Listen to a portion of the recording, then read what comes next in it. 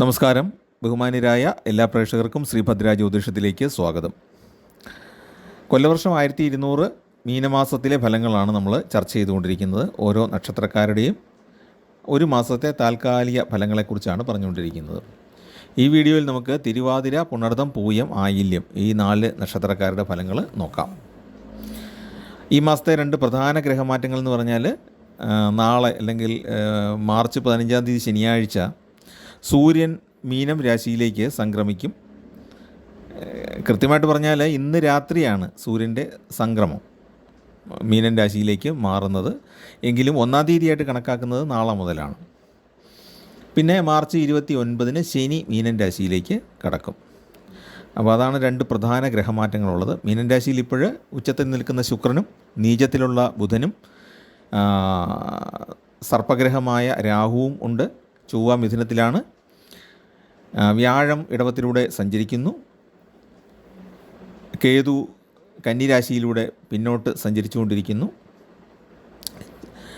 പിന്നെ ചന്ദ്രൻ്റെ സഞ്ചാരം റെഗുലറായിട്ട് ഓരോ നക്ഷത്രങ്ങളിൽ കൂടെ കടന്നു പോകുന്നുണ്ടല്ലോ. അപ്പോൾ അതിനെ ആസ്പദമാക്കിയിട്ട് നമുക്ക് ഈ മാസത്തെ താൽക്കാലിക ഫലങ്ങളൊന്ന് നോക്കാം. ആദ്യം തിരുവാതിര നക്ഷത്രക്കാരുടെ ഫലം നോക്കാം. തിരുവാതിര നക്ഷത്രക്കാരെ സംബന്ധിച്ച് സൂര്യനും ബുധനും ഗുണകരമായ സ്ഥാനങ്ങളിലാണ് നിൽക്കുന്നത്. മിഥുനക്കൂറിലാണ് തിരുവാതിര നക്ഷത്രം വരുന്നത്. ബുധൻ നീചത്തിലാണ്, അതുകൊണ്ട് പൂർണ്ണഫലം കിട്ടുകയില്ല.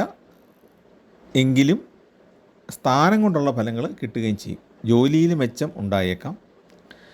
പ്രൊമോഷൻ കിട്ടാൻ സാധ്യതയുണ്ട്. ചെറിയ ചെറിയ തടസ്സങ്ങളൊക്കെ ഉണ്ടായാലും പ്രൊമോഷൻ ലഭിച്ചേക്കാം. അതുപോലെ തന്നെ ചുമതലകൾ വർദ്ധിക്കാനുള്ള യോഗം ഉണ്ട്. ജാതകത്തിൽ വളരെ അനുകൂലമായിട്ടാണ് ബുധനും സൂര്യനും നിൽക്കുന്നതെങ്കിൽ നമ്മൾ ഇഷ്ടപ്പെട്ട ജോലിയിലേക്ക് ഒരു മാറ്റമോ അല്ലെങ്കിൽ ഇപ്പം തന്നെ ജോലി ചെയ്യുന്ന മേഖലയിൽ തന്നെ നമുക്കിഷ്ടപ്പെട്ട താല്പര്യമുള്ള ഒരു മേഖലയിലേക്കുള്ള മാറ്റമോ അല്ലെങ്കിൽ അതിൻ്റെ ഒരു ഉത്തരവാദിത്വമോ ഒക്കെ നമുക്ക് കിട്ടാം. ഇഷ്ടപ്പെട്ട് ജോലി ചെയ്യാൻ സാധിച്ചേക്കാം. അതുപോലെ തന്നെ സഹപ്രവർത്തകരുടെ സഹകരണമൊക്കെ കിട്ടുന്നതാണ്. ജോലിയിലാണെങ്കിലും വ്യാപാരത്തിലാണെങ്കിലും ബുദ്ധിപൂർവമായിട്ട് പ്രവർത്തിക്കാൻ സാധിക്കും. വിദ്യാർത്ഥികളെ സംബന്ധിച്ച് ഗുണകരമാണ്. ബന്ധുക്കളിൽ നിന്നും സ്നേഹിതരിൽ നിന്നൊക്കെ പിന്തുണ കിട്ടാൻ സാധ്യതയുണ്ട്. ചെറിയ പിണക്കങ്ങളൊക്കെ ഉണ്ടാകാനുള്ള ഒരു സാധ്യതയും ഈ സമയത്ത് ഉണ്ട്. അതുപോലെ തന്നെ നമുക്ക് വിലപ്പെട്ടതായിട്ട് നമ്മൾ കരുതുന്ന പല കാര്യങ്ങളും നഷ്ടപ്പെടുത്താൻ തയ്യാറാകും. ബിസിനസ്സിന് വേണ്ടിയിട്ടോ അല്ലെങ്കിൽ തൽക്കാലത്തേക്കുള്ള നിലനിൽപ്പിന് വേണ്ടിയിട്ടോ ഒക്കെ നഷ്ടപ്പെടുത്താൻ സാധ്യതയുണ്ട്. അത് പിന്നീട് അതിനെപ്പറ്റി ഓർത്ത് ദുഃഖിക്കേണ്ടി വരികയും ചെയ്യും.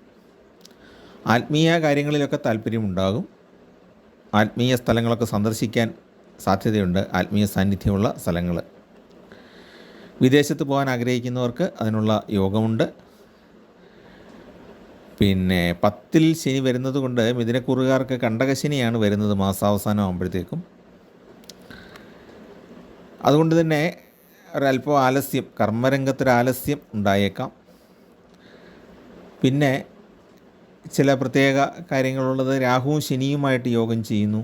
സൂര്യനും രാഹുവുമായിട്ട് യോഗം, ഇവരെല്ലാം ശുക്രനുമായിട്ട് യോഗം, ബുധനുമായിട്ട് യോഗം. ഇങ്ങനെയുള്ള പല പല കോമ്പിനേഷൻസ് നോക്കുമ്പോൾ സ്ഥിരമായൊരു അഭിപ്രായത്തിൽ ഉറച്ചു നിൽക്കാൻ പറ്റാത്ത സാഹചര്യങ്ങളുണ്ടാകാം. സമ്മർദ്ദം കൊണ്ടാകാം, ഭീഷണി കൊണ്ടാകാം, എന്തെങ്കിലുമൊക്കെ അങ്ങനെ പ്രയാസപ്പെടുത്തുന്ന ഘട്ടങ്ങളിൽ കൂടെ കടന്നു പോകേണ്ടി വന്നേക്കാം. അതുപോലെ ജന്മക്കൂറിൽ ചൊവ്വയുടെ സാന്നിധ്യവും നമുക്കൊരല്പം ദോഷകരമാണ്. എന്ന് പറഞ്ഞാൽ പൂർണ്ണമായും ഗുണകരമല്ല എന്നുള്ളതാണ് വാസ്തവം. അതാണ് നമുക്ക് തിരുവാതിര നക്ഷത്രക്കാരുടെ തൽക്കാല അവസ്ഥയായിട്ട് പറയാനുള്ളത്. തിരുവാതിര നക്ഷത്രക്കാർ തിങ്കളാഴ്ച തോറും വ്രതമെടുക്കുന്നത് നല്ലതാണ്. അല്ലെങ്കിൽ തിങ്കളാഴ്ച ദിവസം ശിവക്ഷേത്ര ദർശനം നടത്തുന്നത് അവർക്ക് ഗുണകരമാണ്. എല്ലാ ദിവസവും ശിവപ്രീതികരങ്ങളായ മന്ത്രങ്ങൾ ജപിക്കുന്നത് നല്ലതാണ്. ശിവനെ പ്രീതിപ്പെടുത്തുന്ന മന്ത്രങ്ങൾ രാവിലെയും വൈകിട്ടും 18 തവണ വീതം ജപിക്കുകയാണെങ്കിൽ ഉത്തമ ഫലം ഉണ്ടാവും. പിന്നെ കേതുർദശയോ ശനിദശയോ സൂര്യദശയോ അനുഭവിക്കുന്ന ആളുകൾ ദോഷ പരിഹാരങ്ങൾ അനുഷ്ഠിക്കേണ്ടതാണ്. അതോടൊപ്പം തന്നെ സർപ്പ ദൈവങ്ങൾ കൂടെ വഴിപാട് സമർപ്പിക്കാനായിട്ട് ശ്രദ്ധിക്കേണ്ടതാണ്. പിന്നെ ശുക്രൻ തിരുവാതിര നക്ഷത്രക്കാർക്ക് അത്ര അനുകൂലമല്ലാത്ത വരുന്നത് കൊണ്ട് അവർ മഹാലക്ഷ്മിക്ക് അർച്ചനയോ പട്ട് സമർപ്പണമോ എന്തെങ്കിലും ഒരു കാര്യം ചെയ്യുന്നത് നല്ലതായിരിക്കും. പിന്നെ ശനി മാറുന്ന സമയത്ത്, അതായത് മീനമാസം പകുതിയാകുമ്പോഴത്തേക്ക് ശനി മീനം രാശിയിലേക്ക് എത്തിച്ചേരും. അപ്പോൾ ആ ഒരു സമയത്ത് ശാസ്താവിന് വഴിപാട് ചെയ്യുന്നത് നിർബന്ധമായിട്ടും ചെയ്യേണ്ടതാണ്. കാരണം കണ്ടകശനിയുടെ ആരംഭമാണല്ലോ, 10ലേക്കാണ് ശനി വരുന്നത്. അത് ദോഷകരമായിട്ട് വരുന്നത് കൊണ്ട് അവർ ഒന്ന് ശ്രദ്ധിക്കുക. അടുത്തത് പുണർതം നക്ഷത്രക്കാരുടെ കാര്യം നോക്കാം. അവരെ സംബന്ധിച്ചിടത്തോളം വ്യാപാര പുരോഗതി ഉണ്ടാകുന്ന കാലമാണ്. പുണർതം 2 കൂറുകളിലായിട്ടാണ് വരുന്നത്. ആദ്യത്തെ 1/4 ഭാഗം മിഥുനക്കൂറിലും അവസാന പാദം കർക്കിടകക്കൂറിലുമാണ്. വലിയ മുതൽ മുടക്കുകൾക്ക് പുതിയ മേഖലയിൽ വ്യാപാരം തുടങ്ങാനൊന്നും അത്ര അനുകൂലമായ സമയമല്ല. അതേസമയത്ത് കമ്മീഷൻ ഇടപാടുകളിലുള്ള വ്യാപാരം, ഏജൻസി ഇടപാടുകളിൽ കൂടിയുള്ള വ്യാപാരം, വിവര സാങ്കേതിക വിദ്യ ഉപയോഗിച്ചുള്ള വ്യാപാരങ്ങൾ അല്ലെ വ്യവസായങ്ങൾ, അതിലൊക്കെ വിജയം കൈവരിക്കാനും സാധിക്കും.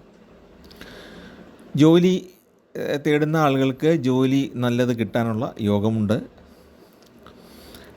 പിന്നെയുള്ള ഒരു പ്രശ്നം എന്ന് പറഞ്ഞാൽ സർക്കാരുമായിട്ടുള്ള കാര്യങ്ങളിൽ, ഇടപാടുകളിൽ വളരെ സൂക്ഷിക്കേണ്ടതാണ്.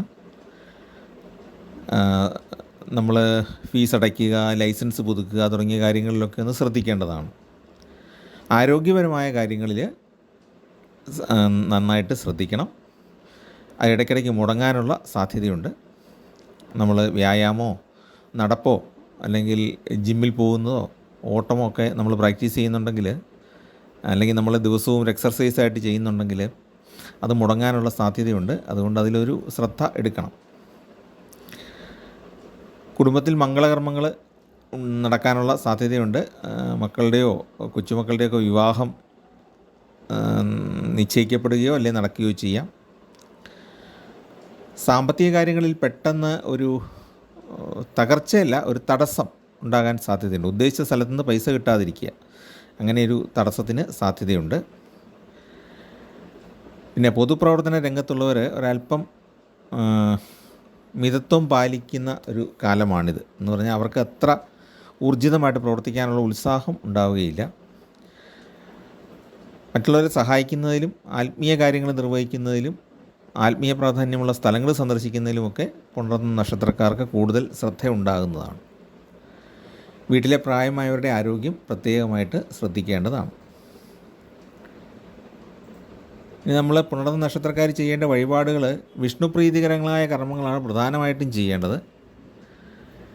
വിഷ്ണു ക്ഷേത്രത്തിലോ ശ്രീകൃഷ്ണൻ്റെ ക്ഷേത്രത്തിലോ ദർശനം നടത്തിയിട്ട് പാൽപ്പായസം വഴിപാടോ തുളസിമാലയോ ഏതെങ്കിലും ഒന്ന് സമർപ്പിക്കുന്നത് നല്ലതാണ്. അല്ലെങ്കിൽ ദർശനം നടത്തിയാലും മതി, നെയ്വിളക്ക് തെളിച്ചാലും മതി. അതുപോലെ തന്നെ ഹനുമാൻ ക്ഷേത്രങ്ങളിൽ ദർശനം നടത്തിയിട്ട് ശ്രീരാമ മന്ത്രങ്ങൾ അവിടെ ഇരുന്ന് ജപിക്കുക. ഹനുമാൻ സ്വാമിയെ സ്തുതിക്കുന്നതോടൊപ്പം ശ്രീരാമ മന്ത്രങ്ങളും കൂടെ ജപിക്കുക, നല്ലതാണ്. പിന്നെ ശ്രീകൃഷ്ണൻ്റെ അല്ലെങ്കിൽ മഹാവിഷ്ണുവിൻ്റെ അവതാരമൂർത്തി ക്ഷേത്രങ്ങളിൽ, മത്സ്യം, കൂർമ്മം, വരാഹം എന്ന് പറഞ്ഞ് 10 അവതാരങ്ങളുണ്ടല്ലോ, അതിൽ ഏതെങ്കിലും അവതാരമൂർത്തികളുടെ ക്ഷേത്രത്തിൽ നെയ്വിളക്ക് സമർപ്പിക്കുക. ശ്രീകൃഷ്ണ ക്ഷേത്രത്തിൽ അവൽക്കീഴ് സമർപ്പിക്കുക, ഹനുമാൻ സ്വാമിക്ക് വെറ്റിലമാല സമർപ്പിക്കുക. ഇതൊക്കെ വളരെ ഗുണകരങ്ങളായ വഴിപാടാണ്. പിന്നെ ശനിയുടെ രാശിമാറ്റം നടക്കുന്ന സമയത്ത് ശനിദേവനും ശാസ്താവിനും പ്രത്യേകം വഴിപാട് ചെയ്യാനും ശ്രദ്ധിക്കുക. ശാസ്താവിനൊരു നീരാഞ്ജനവും ശനിദേവന് നീലപ്പൂക്കൾ കൊണ്ടൊരു അർച്ചനയും നടത്തിയാൽ ഈ പുണർതം നക്ഷത്രക്കാരെ അവരുടെ പ്രയാസങ്ങളൊന്നും ഉണ്ടാകാതെ ആ സമയം അങ്ങ് കടന്നു പോകും. ശനി ട്രാൻസിറ്റ് ചെയ്യുന്നൊരു സമയം ആരോഗ്യപരമായ പ്രശ്നങ്ങൾ, തർക്കങ്ങൾ, തടസ്സങ്ങളൊക്കെ ഉണ്ടാകാം. അപ്പോൾ അതുകൊണ്ടതൊന്ന് ശ്രദ്ധിക്കുക എന്നുള്ളതാണ് പറഞ്ഞത്. അടുത്തത് പൂയം നക്ഷത്രമാണ്. പൂയം കർക്കിടകക്കൂറിലാണ് വരുന്നത്. അവരെ സംബന്ധിച്ച് സൂര്യൻ 8ാം ഭാവത്തിൽ നിന്ന് മാറുന്നതിൻ്റേതായ ഗുണമാണ് ഏറ്റവും പ്രധാനമായിട്ട് കാണുന്നത്. തൊഴിൽ രംഗത്തെ സമ്മർദ്ദങ്ങളൊക്കെ ഒന്ന് കുറയും. വായ്പകളും ഒക്കെ തിരിച്ചടയ്ക്കാൻ സാധിക്കും. കടങ്ങളൊരൽപ്പം കുറയ്ക്കാൻ സാധിക്കും. ജോലിയിൽ ഗുണകരങ്ങളായ മാറ്റങ്ങൾ ഉണ്ടാകാം. കലാരംഗത്ത് പ്രവർത്തിക്കുന്നവർക്ക് കൂടുതൽ ഗുണകരമായ ഒരു മാസമാണ്. ആത്മീയ കാര്യങ്ങളിൽ, ക്ഷേത്രപരമായ കാര്യങ്ങളിൽ ഒക്കെ ഇടപെടാനുള്ള അവസരങ്ങൾ ഉണ്ടാകും. ക്ഷേത്രം എന്ന് പറയുമ്പം ഹിന്ദുക്കളുടെ കാര്യത്തിലാണ് ക്ഷേത്രങ്ങൾ, മറ്റു മതക്കാരുടെ കാര്യത്തിൽ അവരുടെ പള്ളികളും അവരുടെ മറ്റ് സ്ഥാപനങ്ങൾ, ആരാധനാലയങ്ങളും ആയിട്ട് ബന്ധപ്പെട്ട് പ്രവർത്തിക്കാനുള്ള യോഗമുണ്ടാകും.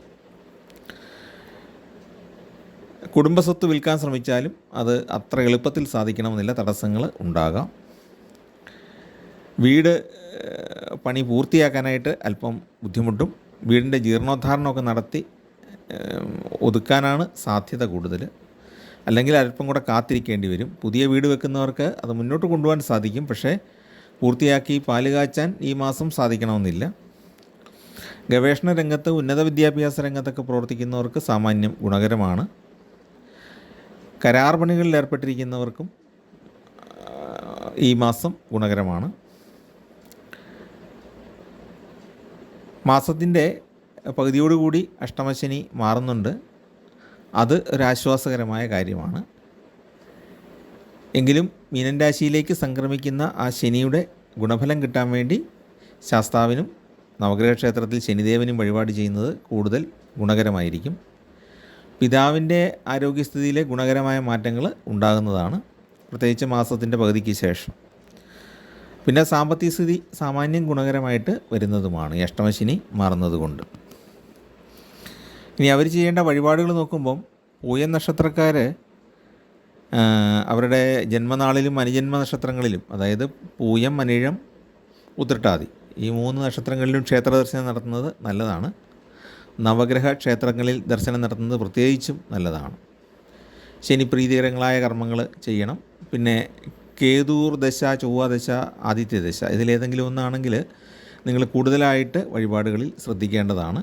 ശനിക്ക് വഴിപാട് കൊടുക്കുന്നത് നിർബന്ധമാണ്. ശാസ്താവിന് നീരാഞ്ജനമോ ശനി ദേവൻ്റെ ക്ഷേത്രത്തിൽ അല്ലെങ്കിൽ നവഗ്രഹ ക്ഷേത്രത്തിൽ ശനിക്ക് അർച്ചനകളോ പട്ടമൊക്കെ സമർപ്പിക്കാം. ഇതോടൊപ്പം തന്നെ ശിവക്ഷേത്രത്തിൽ കൂവളമാല സമർപ്പിച്ച് പ്രാർത്ഥിക്കുന്നത് നല്ലതാണ്. മൃത്യുഞ്ജയ ഹോമം ചെയ്യുന്നത് നല്ലതാണ്, ജാതകത്തിൽ എന്തെങ്കിലും ദോഷം ഉണ്ടെങ്കിൽ. ഇല്ലെങ്കിൽ കൂവളമാല സമർപ്പിച്ച് പ്രാർത്ഥിച്ചാലും മതി. മനപ്രയാസമൊക്കെ ഉണ്ടായാൽ ധാര വഴിപാടും കൂടെ ചെയ്യാവുന്നതാണ്. അടുത്ത ആയില്യം നക്ഷത്രക്കാരുടെ ഫലമാണ്. അവരെ സംബന്ധിച്ചിടത്തോളം ജോലി കിട്ടാനുള്ള സാധ്യതയുള്ളൊരു മാസമാണിത്. വ്യാപാരത്തിൽ വലിയ പുരോഗതി എന്ന് പറഞ്ഞുകൂടാ, എങ്കിലും കാര്യങ്ങൾ മുന്നോട്ട് പോകും. റിയൽ എസ്റ്റേറ്റുകാർക്ക് കച്ചവടം നടക്കാൻ ഒരല്പം ബുദ്ധിമുട്ടായിരിക്കും. സ്ഥലങ്ങളൊക്കെ വിറ്റ് പോകാനായിട്ട് ഒരല്പം തടസ്സങ്ങൾ ഉണ്ടാകാം. തീരെ ദോഷകരം എന്നുള്ളതല്ല പറഞ്ഞത്, വളരെ എളുപ്പത്തിൽ അങ്ങ് വിറ്റ് കളയാനായിട്ട് പറ്റില്ല. ശമ്പളത്തിൽ വർധനവിനുള്ള സാധ്യതയുണ്ട് ജോലി ചെയ്യുന്നവർക്ക്. ധനക്ലേശം ചെറിയ തോതിലൊക്കെ അനുഭവപ്പെടാൻ സാധ്യതയുണ്ട്. എപ്പോഴും ഫണ്ടിൻ്റെ ഫ്ലോയെ അത്ര ഗുണകരമായിരിക്കില്ല. കുടുംബ പ്രശ്നങ്ങളൊക്കെ ഉണ്ടാകാം, എങ്കിലും അതൊക്കെ ഒത്തുതീർപ്പിലെത്തിക്കാൻ സാധിക്കും. സാഹിത്യരംഗത്തും കലാരംഗത്തും പ്രവർത്തിക്കുന്നവർക്ക് ഈ മാസം ഗുണകരമാണ്. തർക്കങ്ങൾ ഉണ്ടാകാതെ സൂക്ഷിക്കുന്നത് വളരെ നല്ലതായിരിക്കും. 12-ൽ ചൊവ്വ വന്നിരിക്കുകയാണ്. നമ്മൾ ഉപയോഗിക്കുന്ന വാക്കുകൾ, മറ്റുള്ളവരുമായിട്ട് പെരുമാറുമ്പോഴുള്ള രീതി, ഇതൊക്കെ ഒന്ന് ശ്രദ്ധിക്കുക. പുതിയ ഏതെങ്കിലും ഒരു വരുമാന മാർഗം തുറന്നു കിട്ടാൻ ഈ സമയത്ത് യോഗമുണ്ട്. സാമ്പത്തികമായിട്ടൊക്കെ ബ്ലോക്കുകൾ ഇങ്ങനെ ഇടയ്ക്കിടയ്ക്ക് വന്നുകൊണ്ടിരിക്കുമെങ്കിലും പിന്നെ അത് വലിയ കാര്യങ്ങൾക്കാണ്. വീട് പണി, വാഹനം വാങ്ങൽ, ഇതൊക്കെയാണ് തടസ്സം വരാൻ സാധ്യതയുള്ള മേഖലകൾ. പക്ഷേ ധനം കൃത്യമായൊരു ഫ്ലോ ഉണ്ടാകില്ല ധനത്തിന്. ഇടയ്ക്കിടയ്ക്ക് പൈസ കിട്ടും, അത് പിന്നെ ചിലവായി പോവും, പിന്നെ ഒരല്പം ക്ലേശിക്കും, പിന്നെയും പൈസ വരും. അങ്ങനെ ഒരു കയറിയും ഇറങ്ങിയുമുള്ള ഒരു ധനാവസ്ഥയായിരിക്കും ഈ മാസം അവർക്ക് അനുഭവപ്പെടുന്നത്. അപ്പോൾ ഈ തർക്കങ്ങളിൽ നിന്നും കേസുകളിൽ നിന്നൊക്കെ ഒന്ന് ഒഴിഞ്ഞു നിൽക്കുന്നത് നന്നായിരിക്കും. പ്രത്യേകിച്ച് ഈ ബന്ധുക്കളുടെ തർക്കത്തിൽ അങ്ങോട്ട് പോയി ഇടപെടുന്നതും ഒന്ന് സൂക്ഷിക്കുക, മിതത്വം പാലിക്കുക. ഇവിടെ ഇടപെട്ടാൽ തന്നെ നമ്മളതൊരു നമ്മുടെ പ്രശ്നം എന്നുള്ള രീതിയിൽ ഏർപ്പെടാതിരിക്കുന്നതാണ് നല്ലത്. എന്ന് പറഞ്ഞാൽ അവരുടെ പ്രശ്നമാണ്, നമ്മളൊരു ഉപദേശം കൊടുക്കുന്നു എന്നുള്ള രീതി മാത്രം കൈകാര്യം ചെയ്യുന്നതായിരിക്കും നല്ലത്. ആയില്യ നക്ഷത്രക്കാർ അവരുടെ ദേവതയായ സർപ്പദൈവങ്ങളെ പ്രീതിപ്പെടുത്തേണ്ടത് വളരെ അത്യാവശ്യമാണ്. 100 പാലും വഴിപാടോ ആയില്യ പൂജയോ ഏതെങ്കിലും ഒരു വഴിപാട് നിങ്ങളുടെ ധനാവസ്ഥയ്ക്ക് അനുസരിച്ച് ചെയ്യുക. ശുക്രദശയോ ചന്ദ്രദശയോ രാഹുദശയോ ആണെങ്കിൽ പ്രത്യേകിച്ച് വഴിപാട് ചെയ്യേണ്ടതാണ്. വ്രതങ്ങൾ എടുക്കാൻ ആരോഗ്യമുള്ളവർ മാത്രം അത് എടുത്താൽ മതി. അല്ലാത്തവർ ക്ഷേത്ര ദർശനം നടത്തി ചെറിയ വഴിപാടുകളൊക്കെ കഴിച്ചാൽ മതി. ശ്രീകൃഷ്ണ ക്ഷേത്രത്തിൽ ദർശനം നടത്തുക, ശിവക്ഷേത്രത്തിൽ ദർശനം നടത്തുക. ആയില്യ നക്ഷത്രത്തിലും അനുജന്മ നക്ഷത്രങ്ങളായ തൃക്കേട്ട, രേവതി എന്നീ നാളുകളിലും ക്ഷേത്ര ദർശനം നടത്തുന്നത് നല്ലതാണ്. സർപ്പക്ഷേത്രത്തിൽ മഞ്ഞൾപ്പൊടി സമർപ്പിക്കുക, പട്ട് സമർപ്പിക്കുക, ഇതൊക്കെ നല്ല കാര്യമാണ്. സർപ്പക്ഷേത്രത്തിൽ നിർബന്ധമായിട്ടും പോകണം ആയില്യം നക്ഷത്രക്കാർ ഈ മാസം. അങ്ങനെയാണെങ്കിൽ കുറേ തടസ്സങ്ങൾ അവർക്ക് മാറിക്കിട്ടുന്നതാണ്. പിന്നെ നല്ല കാര്യങ്ങൾ തുടങ്ങുന്നതിന് മുമ്പ് ഗണപതി ഭഗവാനെ കൂടെ ഒന്ന് പ്രാർത്ഥിക്കുന്നത് ഏറ്റവും ഉത്തമമാണ്. പ്രത്യേകിച്ച് ജോലിയൊക്കെ കിട്ടാനായിട്ട് ശ്രമിക്കുന്ന ആൾക്കാർ ഗണപതി ഭഗവാനൂടെ ഒരു ചെറിയ വഴിപാട്, എന്തെങ്കിലും ഒരു വഴിപാട്, ഒരു സമർപ്പണം കൊടുത്തിട്ട് പോകുന്ന അത് ഈ തടസ്സങ്ങൾ മാറാൻ കൂടുതൽ ഉപകാരപ്രദമാണ്.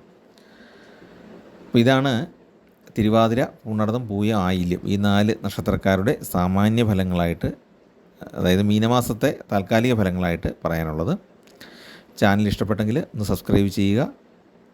നിങ്ങളുടെ പരിചയക്കാർക്കും ബന്ധുക്കൾക്കൊക്കെ ഒന്ന് ഷെയർ ചെയ്ത് കൊടുക്കുക. നിങ്ങൾക്കും നിങ്ങളുടെ കുടുംബാംഗങ്ങൾക്കും നിങ്ങളുടെ സന്താനങ്ങൾക്കൊക്കെ ശ്രേയസ്സും അഭിവൃദ്ധിയും ഉണ്ടാകട്ടെ എന്ന് പ്രാർത്ഥിക്കുന്നു. കീർത്തിയും ഒക്കെ നേടാൻ സാധിക്കട്ടെ.